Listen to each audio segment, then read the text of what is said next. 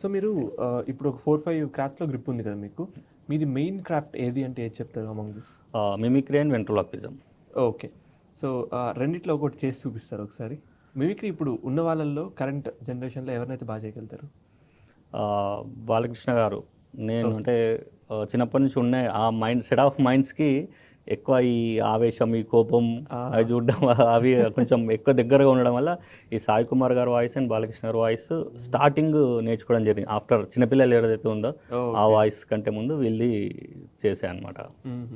So ఒకవేళ వీళ్ళిద్దరు conversation చేసుకుంటే ఎలా ఉంటుంది అని ఏదన్నా చేయగలుగుతారా? యా, ట్రై చేస్తాను. అయితే ఈ సాయి కుమార్ గారు డైలాగ్ని ఈ బాలకృష్ణ చెప్తే ఎలా ఉంటుంది? ముందుగా మనకు అందరికి బాగా ఫెమిలియర్ డైలాగ్ ఏముంది, పోలీస్ స్టోరీ డైలాగ్ ఉంటుంది. దాంట్లో సాయి కుమార్ గారు ఆయన ఇలా చెప్పారు, రిలాక్స్ రిలాక్స్, టెన్షన్ టెన్షన్. ఎందుకమ్మా ఈ నా కొడుకులకు సత్య ధర్మాని 2 నీతివంతమైన పేర్లు పెట్టావు? ఈ నా కొడుకులు సమాజాన్ని పట్టుకొని ఏడిపిస్తున్నారు, కానీ వీరు పుట్టినప్పుడు మీరు ఏడ్చారు. మీ అమ్మ మిమ్మల్ని ఏడుస్తుంటే నాన్న జోజో లాలి లాలి పాడుతోంది. హే సత్య ధర్మ, కనిపించే 3 సింహాలు నీతికి న్యాయానికి ధర్మానికి ప్రతిరూపాలైతే కనిపించని ఆ 4వ సింహమేరా ఈ పోలీస్. రిలాక్స్. జనరల్గా ఏ ఆర్టిస్ట్ స్టార్ట్ చేసినప్పుడు సాయి కుమార్ వాయిస్ అంటే ఫస్ట్ ఇదే వస్తుంది. ఇంకా వేరే వేరే షోస్లో ఈ మధ్య సాయి కుమార్ గారు షోస్లో వేస్తుంటాడు, వావ్ షోస్, దాంట్లో కూడా కొన్ని డైలాగ్స్. అయితే ఒకవేళ ఇదే డైలాగ్ని బాలకృష్ణ గారు చెప్తే, మామూలుగా బాలకృష్ణ గారు అంటే ఆన్ స్క్రీన్ ఒకటి ఉంటుంది, ఆఫ్ స్క్రీన్ ఒకటి ఉంటారు బాలకృష్ణ గారిది. సో బయట టాక్ ఉన్నట్టుగా ఏమి ఉండదు సార్ జనరల్గా.